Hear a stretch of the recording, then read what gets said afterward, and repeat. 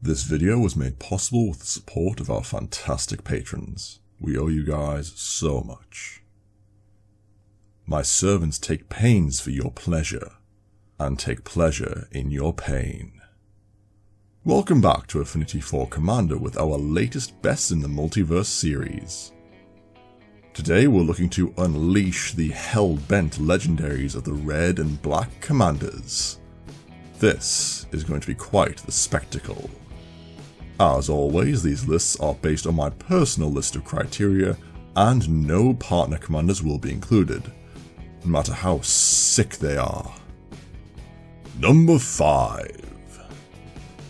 For 1 generic, 1 black, and 1 red, Neheb the Worthy is a legendary creature Minotaur warrior with First Strike.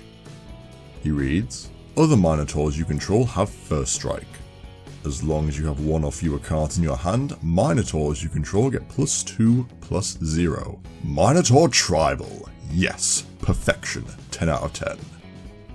Neheb also reads, for some reason, whenever Neheb the Worthy deals combat damage to a player, each player discards a card.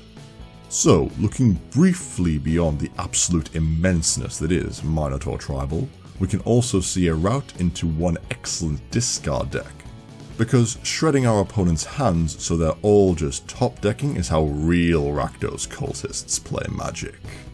Delirium Scions, Arterial Flow and Siphon Mind help to keep our opponent's options low, while we consistently keep swinging in with our commander to keep hand sizes at 0. But just discarding cards doesn't kill our opponents.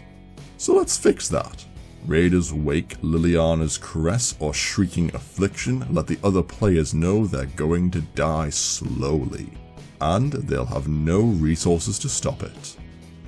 Meanwhile, Neheb will be over here taking full advantage of all these full graveyards with cards like Sepulchre Primordial, Beacon of Unrest, and Macabre Mockery, making our opponent's cards that were too expensive to keep in hand do all our deck's heavy lifting for us. But let's take a brief glance up from those empty hands to Minotaur Tribal. Ragemonger to cut our costs, Rageblood Shaman for an Anthem and Trample effects, that's pretty good for 3 mana, and Fellhard Petrifier for giving our Minotaurs Death Touch. If only we had a Minotaur to give our creatures First Strike. Oh wait, our commander does that. Excellent. But the one card that puts this tribe just horns above the rest? Didgeridoo. Yes, this is a real card, and it's not even restricted to once per turn or whenever you would cast a sorcery. Just drop your Minotaurs in your opponent's end step, why not? Personally, I just go Minotaur Tribal for the pure hilarity. But either way, Neheb is one aggressive guy, and removing our opponent's hand just makes him even more annoying to deal with. Number 4. Now, you may have thought Neheb was a bit slow with lacking a certain particular red keyword, but that's primarily because our number 4 slot stole all of Rakdos' haste and hoards it jealously. Xavier, Rakdos Bloodwitch, is a legendary creature human cleric. Wait, human cleric? What? For 2 generic mana, 1 black and 1 red. She is a 3/3 with First Strike and the aforementioned haste. She also has Unleash, the keyword that is the much angrier ancestor of the new Rampage mechanic. Instead of choosing between a +1/+1 counter or haste, Unleash gives a +1/+1 counter but removes their ability to block. This makes it pretty simple to figure out what you should be doing with your creatures during each of your combat steps. The more simplistic style of smashing in is further aided by Xavier's last ability. Each other creature you control with a +1/+1 counter on it has haste. Angry Rakdos is angry, and now all we need is a load of red and black creatures looking to get in for some early damage. And all our old friends from old Ravnica with their own Unleashed triggers will help. Hellhole Flailer, Splatter Thug, and Thrill Kill Assassin really letting people know what the deck is all about. But Xavier doesn't need to constrain herself to just unleash cards. Any black or red creatures with +1/+1 counters are welcome to join the Haste Club. Crythorn Horror, Hound of Grizzlebrand, Drakestone Forgotten, and even good old Nicholas the Fallen himself would look even better with a land hitting the battlefield and immediately hitting our opponents for 6 damage. But what would black +1/+1 counter synergies be without Undying?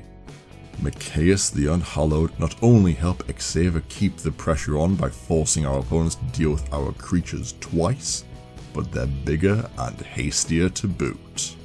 Xavier is definitely an aggressive commander and makes absolutely no apologies for it, turning what should be a downside for Unleash into an aggro-decked dream.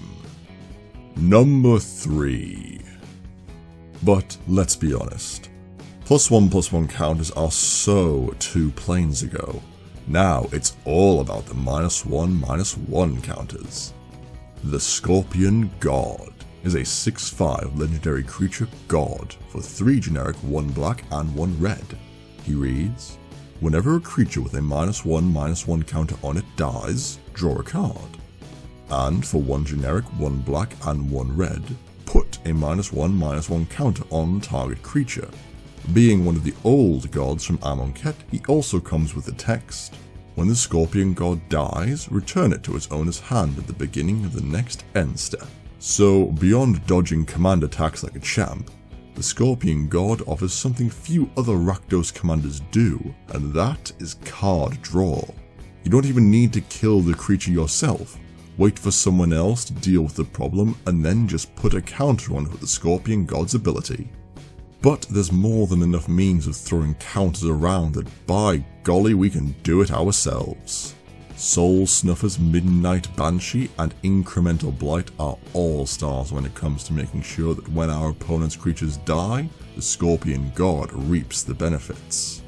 And they will die.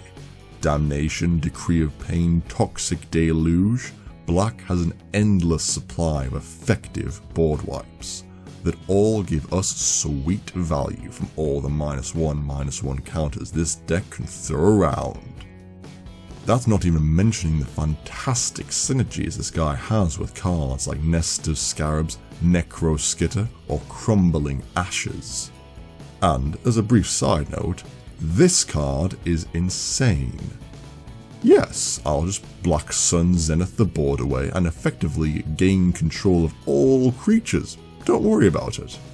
And if we have the Scorpion God out, then we'll also probably be drawing half our library. Draw in Rakdos at the expense of our opponent's creatures. You've gotta love it. And then wish you weren't playing against it.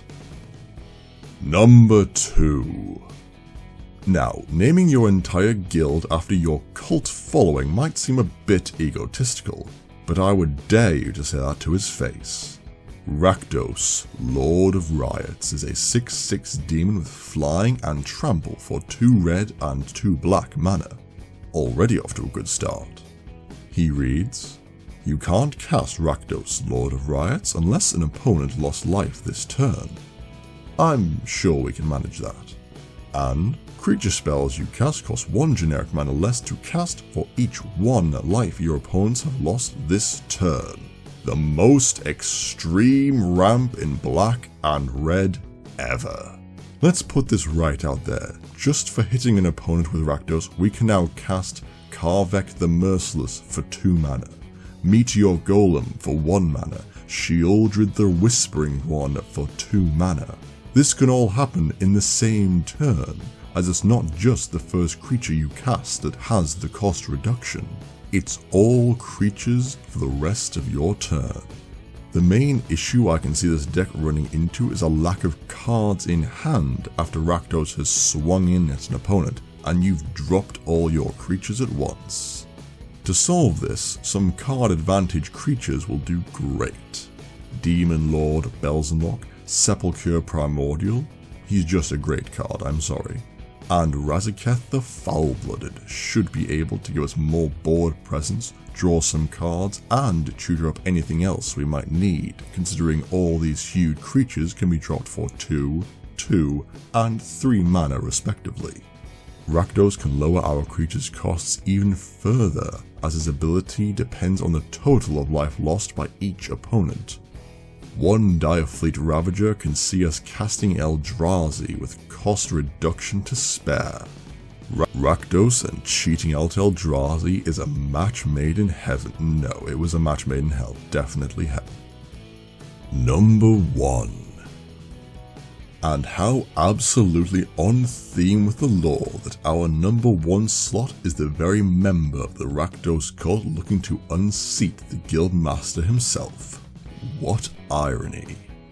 Judith the Scourge Diva is a 2/2 legendary creature human shaman for 1 generic, 1 black, and 1 red. She reads, other creatures you control get +1 and +0, and whenever a non-token creature you control dies, Judith the Scourge Diva deals 1 damage to any target. So let's get the obvious out of the way first. Judith is absolutely combo-tacular. Any combo where you're looking for your blood artist? No need! She's already in the command zone, ready to get in on that infinite loop you set up and ping all your opponents to death. The half anthem effect is just a lovely sprinkling of cinnamon on a fantastic trifle of card design. Even without any insane combo online, Judith is probably one of, if not the best, Aristocrats commander to date. With her cheap CMC and relevant colours, she has a lot going for her.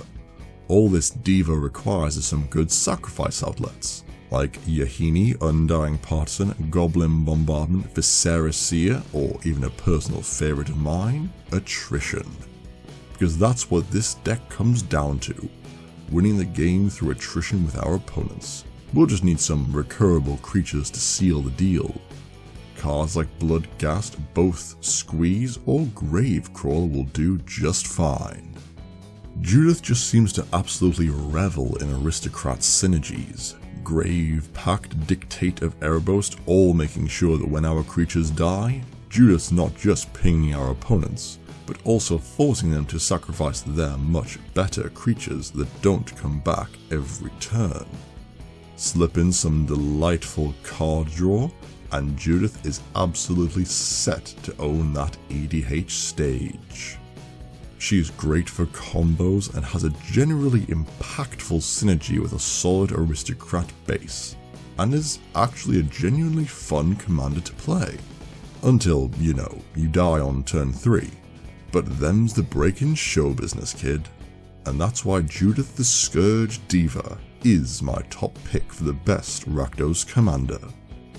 So what do you think of the list? Should our cult leader have placed higher, or do we find Judith overhyped and not really as good live as she is on camera? Whatever your thoughts, let us know in the comments below. And if you want to see more of this type of content, don't forget to like and subscribe. You can also follow us on Twitter, @4commander. And if you really want to help support the channel more, you could consider becoming a patron yourself. Links are in the description. As always, we'll see you next time.